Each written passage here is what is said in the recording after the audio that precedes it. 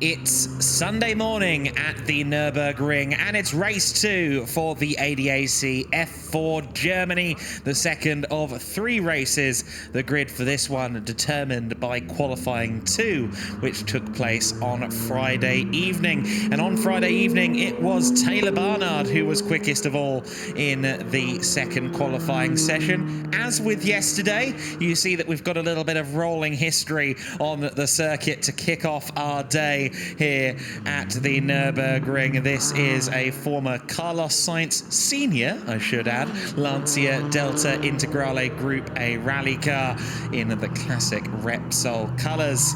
Of course, Carlos Sainz Jr., very much a big name in his own right these days in the world of Formula One. Taylor Barnard on the pole position for this one, and he is joined, no surprises, on the front row by Andrea Kimi Antonelli. For the first time, he's not on pole position in a non-reverse grid race this year in ADAC F4. So Andrea Kimi Antonelli in an unfamiliar spot. Of course, yesterday he did take the win on the road, but a jump start led to a 5-second penalty, and he would ultimately only get second place. Charlie Wirtz also fell from 4th to 6th owing to the same steward's decision.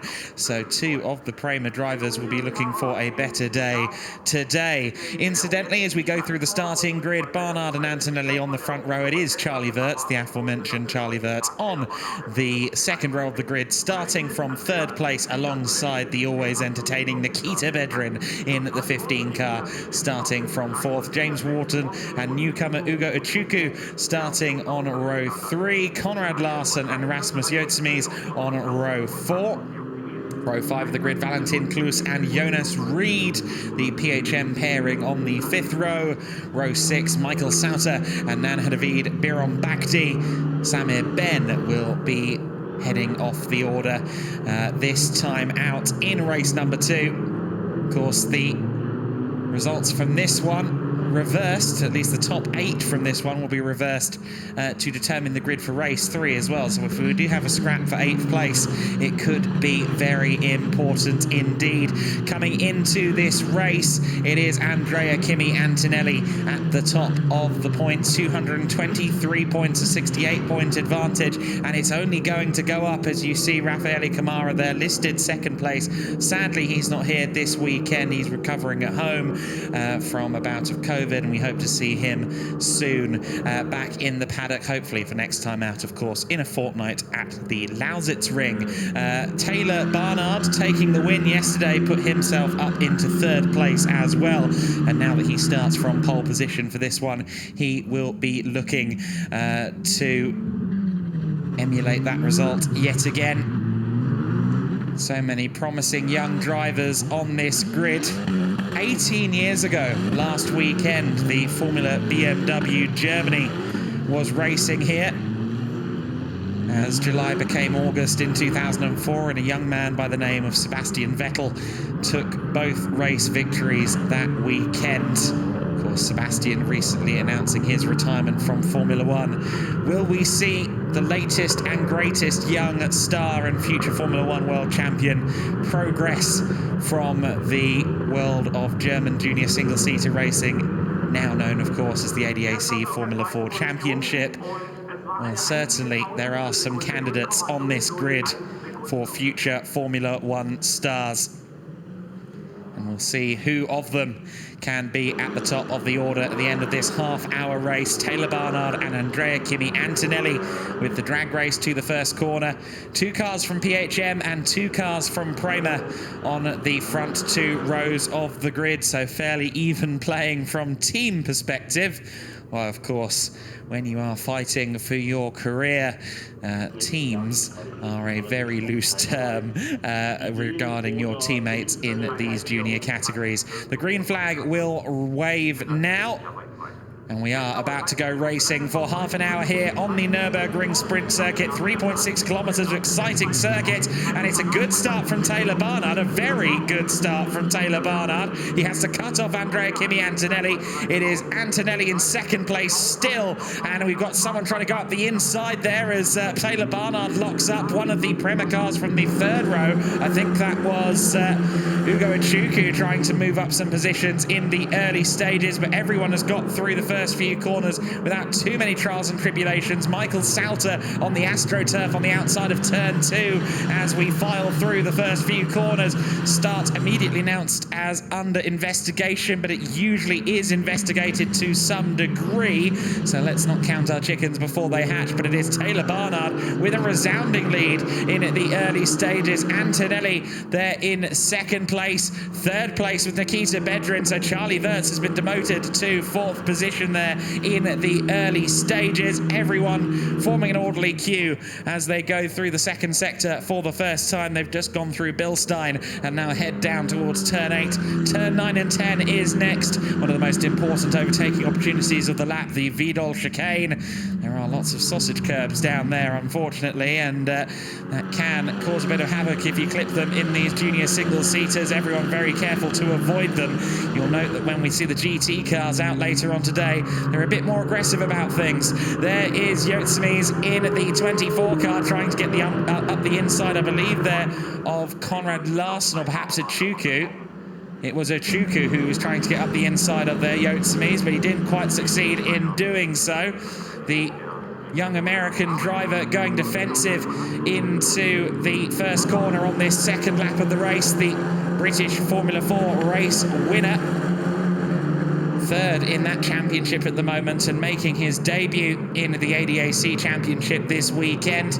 He won't have spent too much time at this circuit. Certainly is a learning curve for the young McLaren junior driver, and we hope to see more progress from him. We hope to see him in the paddock again before the year is complete.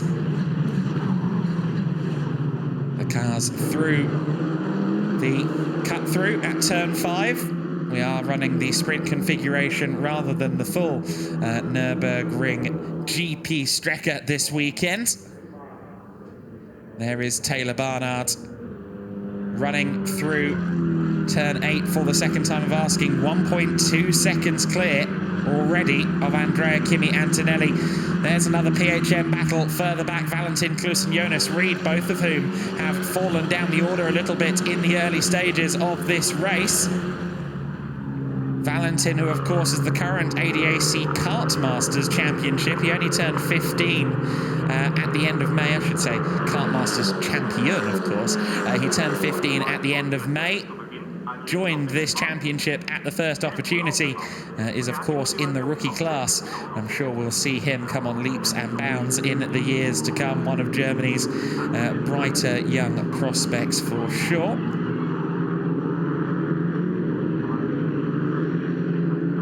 They go on to lap 3. We're getting a look at the start now. And it did look like just a sensationally good getaway there from Taylor Barnard. Of course, we saw both parties on the front row get a jump start penalty yesterday. To me, it looked like just an incredibly good start. However, I am but a human, and the race control has access to all manner of computer technologies and angles that I am not gifted from my line of sight. Nanhavid Biron-Bakdi really overcooked it into the first corner, didn't he? Locked up the brakes, and everyone else around him did very well indeed not to be collected. They all had to take a wide berth into turn 1. So Biron-Bakdi probably already carrying a flat spot in this early stage with that feat of late braking. See there, Sauter just sliding the car into the Vidal chicane a little bit there. Sauter, of course, was with us last year as well. He, like everyone else, is adapting to and learning the new for 2022 Tatus T421 chassis, the second generation Formula 4 machine, equipped with the Halo. Also has 20 more brake horsepower than it was afforded in previous seasons. There is the 20 car of Conrad Larson running in 6th place at the moment, with Ugo Ichuku just behind. Ichuku has done well to catch up to the rather tall young Danish driver who took a victory last time out at the Zandvoort circuit, the home of the Dutch Grand Prix. Of course, this facility, the Nürburgring, home to a great many German Grand Prix, European Grand Prix, even a couple of Luxembourg Grand Prix. It is a venue steeped in Formula One history and Grand Prix racing history, long before Formula One was even considered as an idea. There is Conrad Larson in that 6th place. He's dropped off his teammate James Wharton a little bit. Wharton there just coming out of shot there in 5th place overall. He runs the number 13 car. You see there, he has the red numbering on his number board. And that denotes that he is in the rookie class, as is Ugo Ichuku, as is Utsami's behind as well. And Nadhavid Birombakdi for that matter. The start has been declared okay by race control, so they're satisfied with the beginning of that race. No harm, no foul on all accounts, says race control.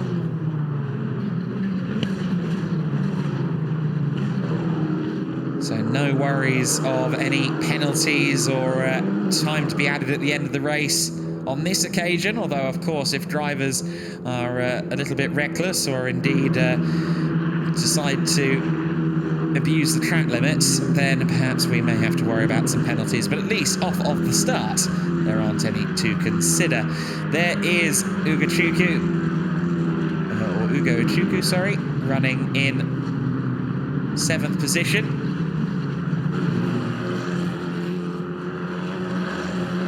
A great battle yesterday with Valentin Kluse. He ended up caught behind Valentin after a fairly poor first lap, did Ugo, and he wasn't quite able to get past Valentin. Gave it a very, very good try, but never quite managed to pull it off. Look at those lap time deltas. Antonelli has been closing in on Taylor Barnard. It's down to just over half a second as of the start-finish line last time by. They're on to lap 6 of the race. We're still not quite a third of the way through the half-hour duration, and Antonelli is already starting to readily apply the pressure to Taylor Barnard. So Barnard for PHM Racing is going to need to keep a cool head here. You see the cars there. You can see how stiffly sprung those cars are through turn 5. The front suspension doesn't have enough travel to quite meet the abrasions in the road. You see a gap back already to Nikita Bedrin in 3rd place. Nikita looked like he had the pace to match these two in yesterday's first race of the weekend, but he has fallen off the back of these two for now. However, there is still a long way to go, and especially if Barnard and Antonelli start to scrap, then firstly, it could bring Bedrin into the battle, and secondly, it could cost them later in the race in terms of tyre life.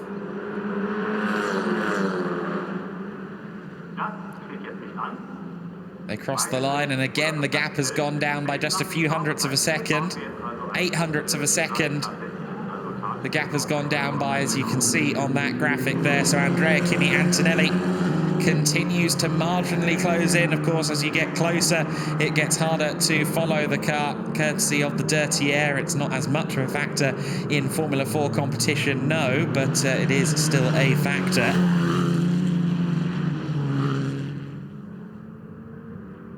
Certainly, this is a circuit where mechanical grip is of the essence.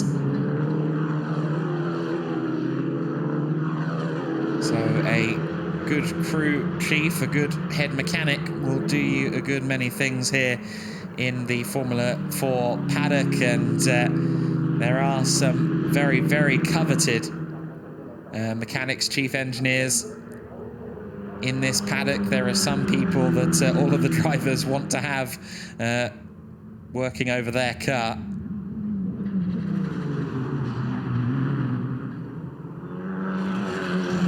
These young stars need the star makers, the team behind them, of course, to succeed at any level. There are some very professional and tightly operated teams here in the Formula 4 paddock.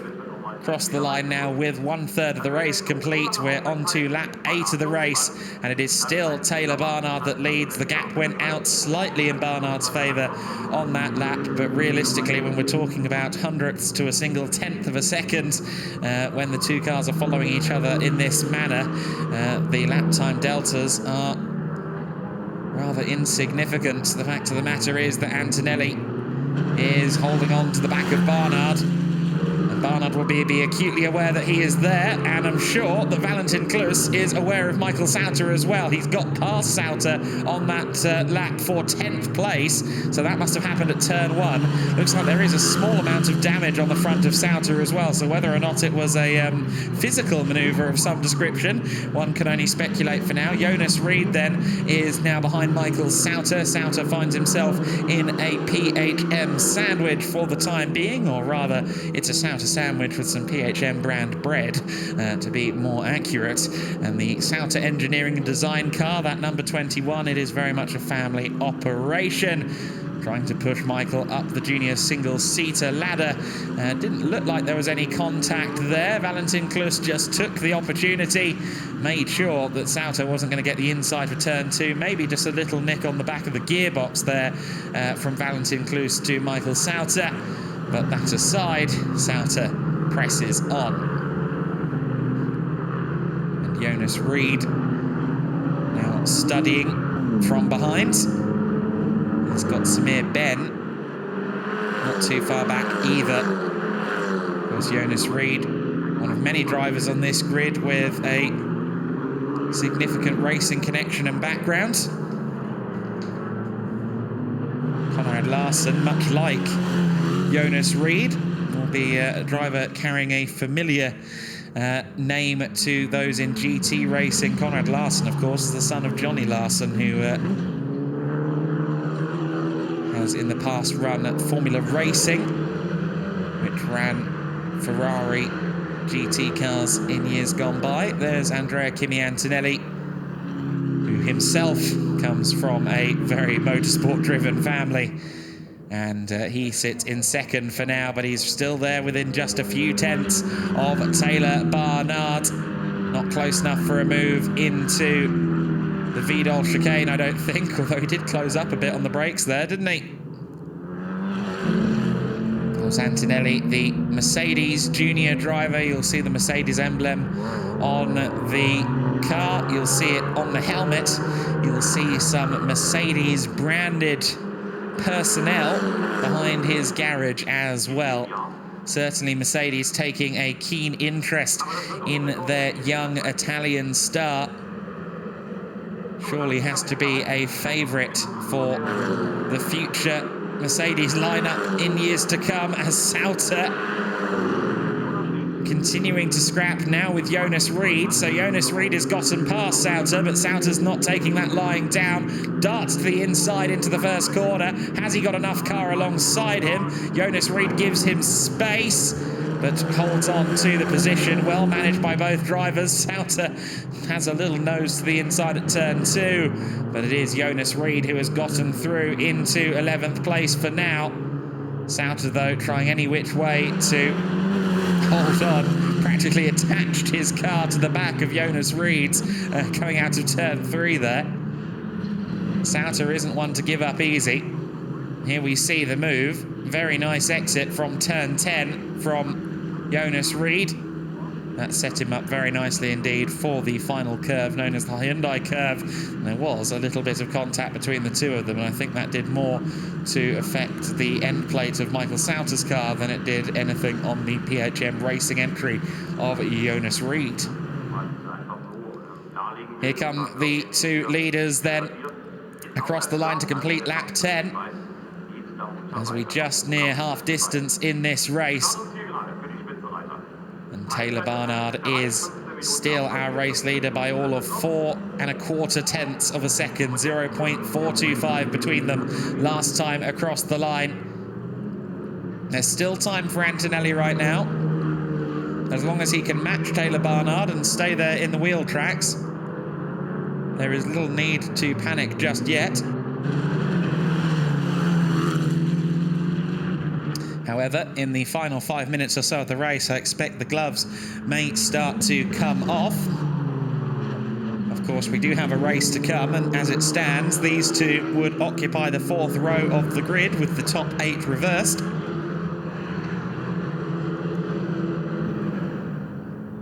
And so they would have to fight their way through the order.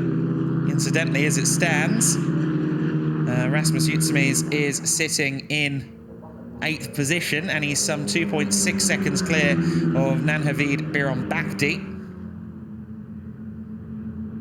As Antonelli looks to the inside there, he had a good run through turn 8 and up towards the Vidal chicane. Wasn't quite able to find a way through, but he got closer than he has done at any point so far.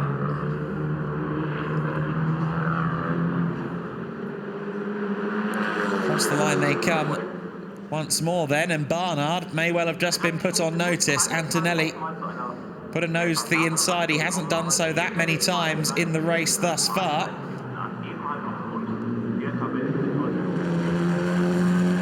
Certainly Taylor has been on rich form this weekend thus far. He's been able to match or surpass Antonelli at various points across the weekend in the free practices and of course in qualifying 2, where he claimed pole position in favour of himself. First time Antonelli has been off pole in a qualifying session this year in ADAC F4.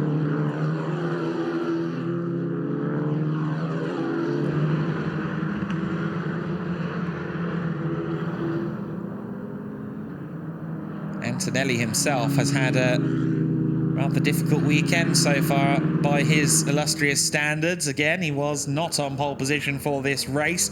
He was second yesterday owing to a 5-second penalty for a jump start. And of course, he had a drama in free practice as well. Jonas Reed really struggling to get the car stopped and locking up the brakes rather significantly. There is a bit of a nasty bump going into the first corner. There's also a few changes of surface throughout the circuit, and I understand that the levels of grip are rather mixed depending on which surface you're dealing with at that specific moment.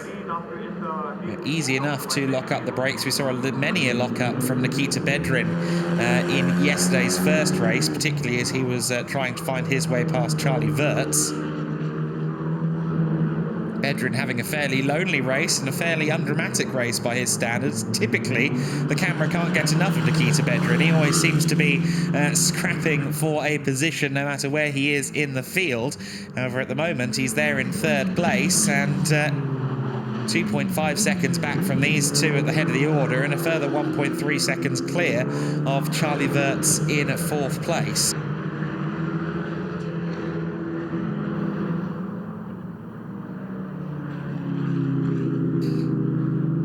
So Barnard out of T7, the Bilstein corner. And now heads towards the Vidal chicane once more. This is where Antonelli had a little bit of a look a couple of laps ago, but he's not close enough on this occasion.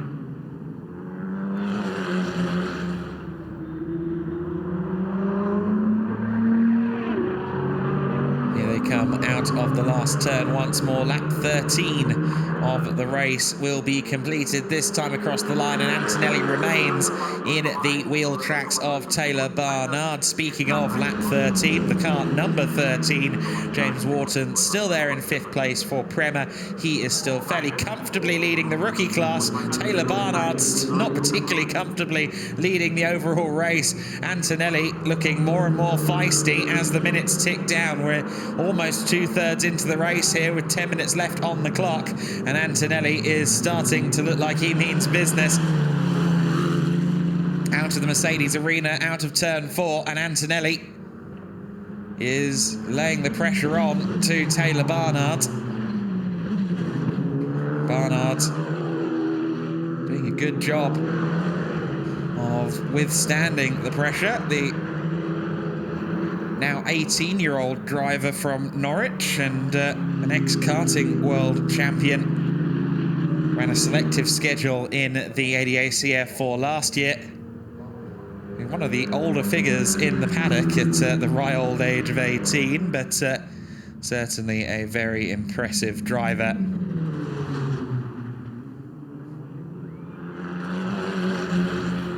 Antonelli continues to pressure.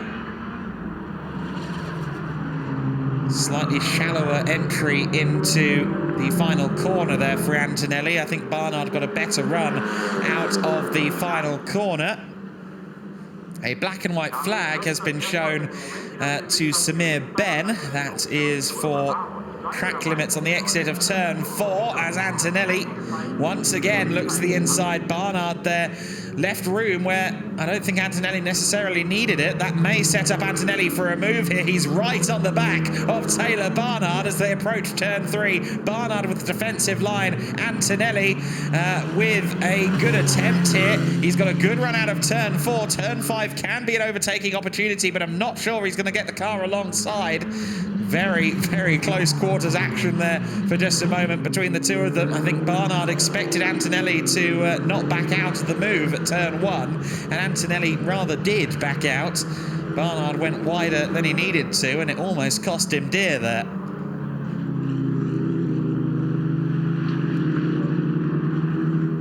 You can feel the ramping up of aggression from Antonelli.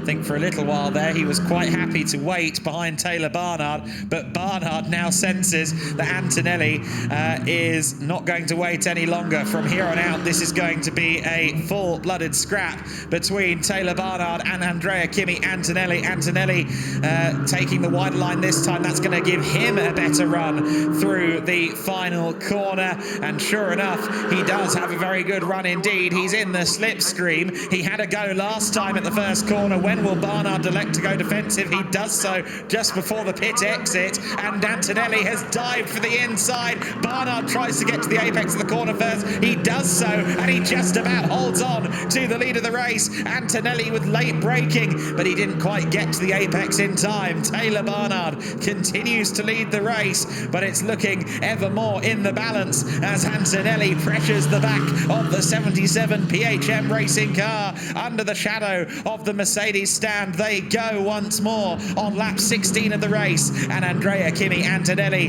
is pressuring the youngster Taylor Barnard every inch of the way. Barnard went defensive onto the braking zone for turn 1, but he left the inside just a little open still for Antonelli. Antonelli said, I don't mind if I do, but he went a little bit too far into the braking zone. Taylor Barnard takes the lead once again, having lost it for a matter of meters. They're coming back towards the Vidal chicane now for the 16th time of asking, and Antonelli not quite close enough for Barnard to go defensive on that occasion. Let's see whether Antonelli can get the run through the final corner again. Didn't look quite as handy on that occasion coming out of the corner. Not sure he's going to be close enough for a move into turn 1. Barnard jinks defensively to his right anyway, but no move made into the first corner. Saying that, Antonelli was quite late on the brakes and had, I don't know, about half a look, maybe a tenth of a look to the inside. Just looking further back there momentarily at some of the other cars, there isn't terribly much in the way of scrapping going on. Sauter and Jonas Reed are still having a scrap for 11th and 12th place, but this is the battle for the lead, and it's between two drivers who look to have been fairly evenly matched all weekend long. It's worth noting that now that Barnard and Antonelli are scrapping, Nikita Bedrin is getting closer. The gap down to 1.4 seconds between Antonelli in second and Bedrin in P3. We see the rest of the cars coming through shot there. fairly heavily intervalled among the top 10. Bedrin third, Charlie Wirtz in fourth, ahead of James Wharton, Conrad Larson, Ugo Achuku, Utsumis, Biron Bakti and Valentin Kluse rounding out the top 10 for now. But here comes Antonelli. Barnard goes defensive into the Vidal chicane. He can't quite get it done on this occasion. Barnard once again goes defensive. Of course, every time he goes defensive, it leaves him open to further attacks in the corners to come. And Antonelli has a little look to the inside there. Barnard left him just enough room if he did elect to go for the lunge. He didn't, but Antonelli has a mighty run out of the last corner. They approach the pit wall. Barnard is not leaving a car's width to the inside at all for Antonelli on this occasion. Barnard firmly to the inside. Antonelli is forced to the outside into the first corner, but he gets a decent run out of turn one. He's going to try for the outside around two, but it's very difficult to achieve that. He got a good run though out of two. Barnard covers it off for turn three. Barnard still remains in the lead, but Antonelli with statement of intent upon statement of intent. He is very, very keen on getting that maximum point score. Of course, he can go some way to, not mathematically, but perhaps logically sealing the championship here with Rafael Camara not here this weekend. He's still the closest competition, the Brazilian driver who's sadly not with us. Great replay here of that action on the main straight. It was a fabulous dice. It is still a fabulous dice between the two of them. And Antonelli almost made it stick there with a great run down that main straight. But Barnard was very, very keen on his defensive driving there. He was not giving Antonelli the opportunity to draw alongside him no matter what. Antonelli right on the gearbox of Barnard once again, and Antonelli tries to go all the way around the outside. Can't quite do that. We do have a couple of penalty notices where we've got a black and white flag notice. Oh, and almost into the wall there goes Antonelli. Antonelli and Barnard still scrapping, and Nikita Bedrin looking closer and closer to this as well. But Antonelli there was firmly shut there out of the door, wasn't he? Taylor Barnard saying absolutely not, but Antonelli not taking no for an answer, trying his very best to find a way through. Barnard again shuts the door heading into turn three. I'm not quite sure how Antonelli managed to avoid that barrier, but it was a fine margin between excitement and disaster there in that sequence. Antonelli has dropped down to third place there. Antonelli has lifted off the throttle. Is he going for a better grid position in race 3? No, he can't be, because here he goes now fighting Nikita Bedrin.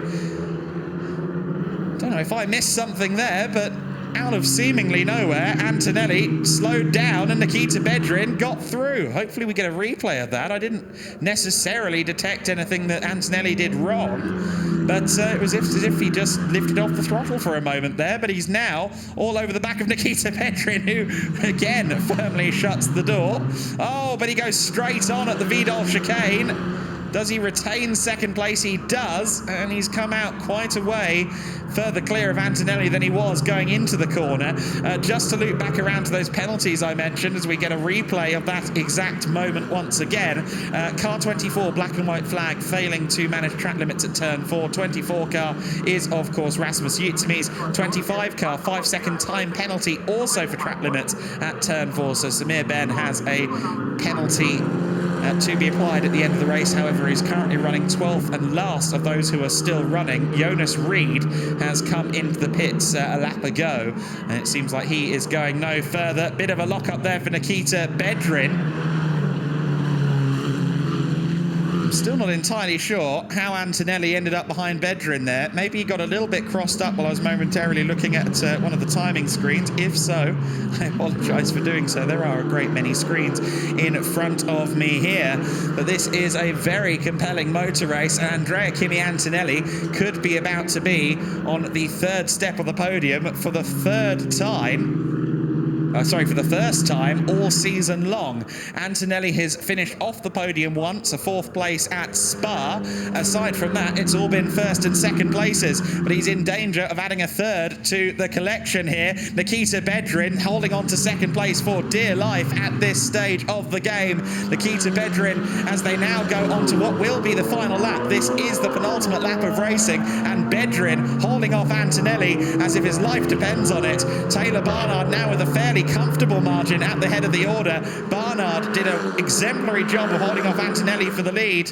Now Bedrin is up into 2nd place. It could be a PHM 1-2. I'm sure the PHM pit wall is willing on Nikita Bedrin as he once again goes defensive into the 1st corner. Andrea Kimi Antonelli tries for a good run out of turn 1, and he gets one. He has a nose ahead into turn 2, but the outside line costs him dear. He tries to cut to the inside, and what's going on there? Bedrin almost looked like he lifted out of the throttle. Suddenly, Charlie Wirtz is in the scrap as well. This has been a fabulous race in the ADAC Formula 4. Taylor Barnard has had a nice relaxing run through the last couple of laps, and everything has gone rather Pete Tong behind him. Nikita Bedrin in 2nd place, Antonelli in 3rd, and Charlie Wirtz in 4th. I say that now. How will they be at the exit of turn 11? I'm not sure it'll be the same order, because this scrap has been next level in this 2nd ADAC Formula 4 race of the weekend.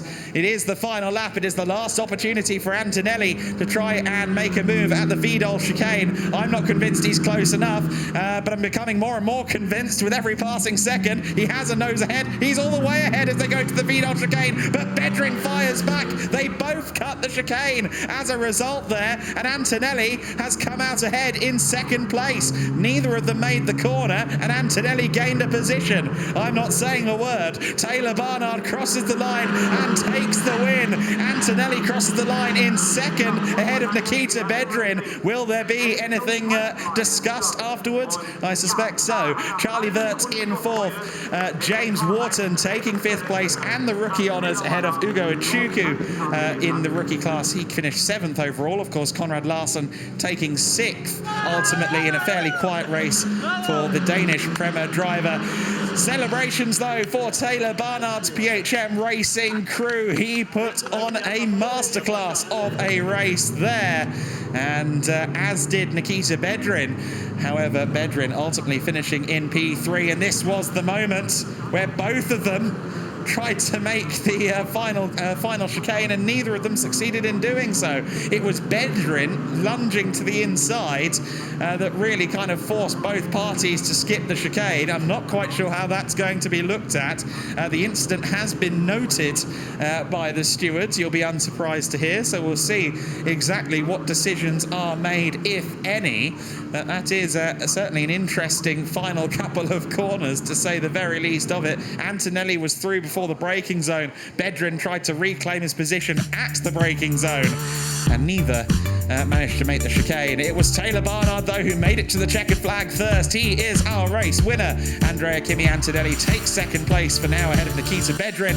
Charlie Wirtz in 4th, James Wharton 5th, and Conrad Larson in 6th ahead of Ugo Ichuku. Rasmus Utsemies finishes 8th, the 3rd and final podium spot for him in the rookie class. Bjorn Bakti takes 9th, and Valentin Kluse in 10th place. Michael Sauter in 11th, Samir Ben 12th, Jonas Reed 3 laps off, eventually having pitted towards the end of the race. Of course, Rasmus Utsemies with that 8th position will also be on pole for race number 3 of the weekend, which takes place at 5:05 local time here at the Nürburgring. And if that race was anything to go by, I'm very much looking forward to a repeat of that action, albeit with the top 8 reverse. That is going to be very exciting and great value for money to boot. Taylor Barnard celebrating a 2nd victory of the weekend. This has been a hugely successful weekend, his strongest weekend in ADAC F4 so far. I'm confident in saying that. The PHM racing driver has been exemplary thus far. There you see Antonelli discussing his race, and I'm sure in particular the closing stanza of the race with his Prema and indeed his Mercedes personnel. Antonelli on 241 points after that race. Then Kamara still in second despite his continued absence from the weekend, and Taylor Barnard strengthening his position in third in the championship as a result of the results in that one. Well, that was certainly a race that I enjoyed. I hope you enjoyed it too at home. That was half an hour that flew by at light speed. There is Antonelli hydrating before they head up to the podium. I'm sure that was thirsty work in the lead battle. It certainly looked like a fraught motor race. There are several moments there where the action could have come to a premature end. Certainly Antonelli had to avoid the pit wall at least once, but Taylor Barnard, with the elbows perpetually out, held on to his race win. I'm still rather perplexed as to how Bedrin momentarily ended up in second place coming out of turn 4. Perhaps Antonelli got the car crossed up, but I didn't catch it, certainly. Nikita Bedrin, though, eventually third place, despite briefly holding P2. A PHM 1-2 wasn't to be, but I'm sure they'll take a 1-3. Andrea Kimi Antonelli taking the second place for the second race in a row. He's not accustomed to being off the top step for any extended period of time, but Taylor Barnard is enforcing his absence from the highest point of the podium. The young British racer for the German PHM racing outfit claims yet another win at the Nürburgring. He's going to have to go from 8th place to make it 3 from 3 later on. Bei der Schubert-Mannschaft wegen der Rückversetzung. Nico, wir hatten darüber gesprochen, Anna auch. Ich hoffe, die Anna hört mich auch. Jawohl, nickt. Die hatten gestern natürlich eine Strafe bekommen wegen Blockings und haben die auch im gestrigen Rennen abgesessen. Haben aber zusätzlich noch eine Verbannung bekommen wegen der Kollision mit dem Schramm.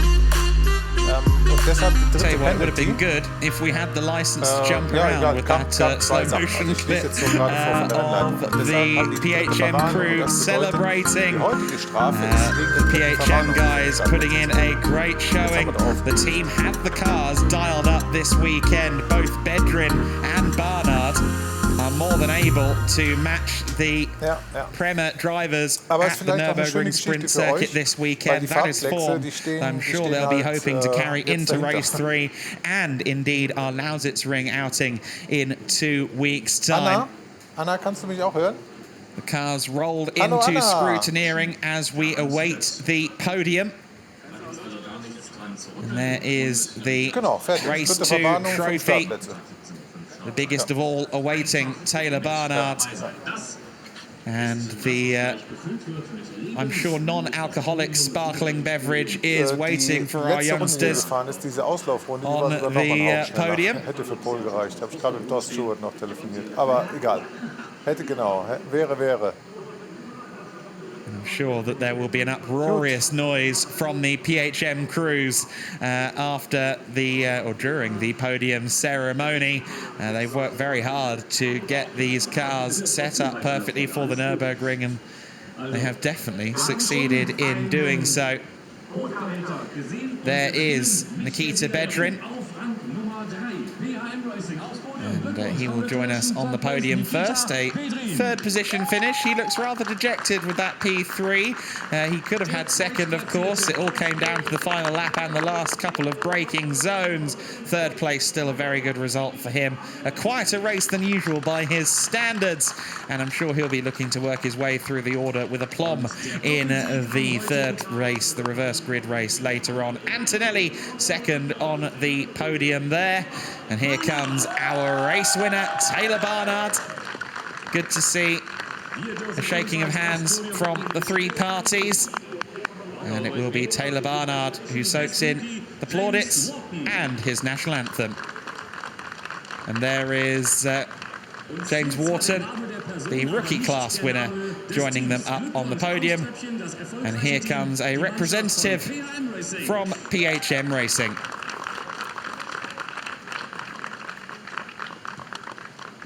Shakes all around, and Taylor Barnard getting some extra plaudits there as well. Now for the national anthem.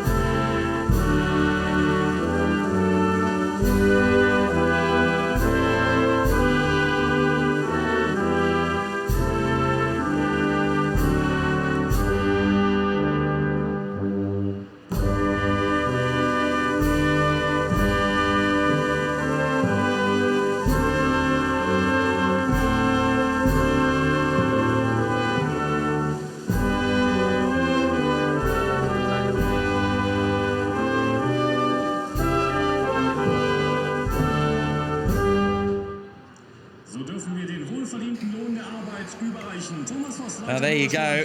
These three drivers have entertained us immensely in this one. Thomas Voss presents the winning trophy to Taylor Barnard. Andrea Kimi Antonelli receives his second place trophy from Marco Usched. And Voss returning to duty to hand over the third place trophy to Nikita Bedrin, who still looks rather dissatisfied with his third place, but he can regroup and try for the victory in race 3. Certainly the PHM cars have the pace this weekend to challenge for the win from any given position. And there is the trophy presented to PHM Racing as the winning team in this race.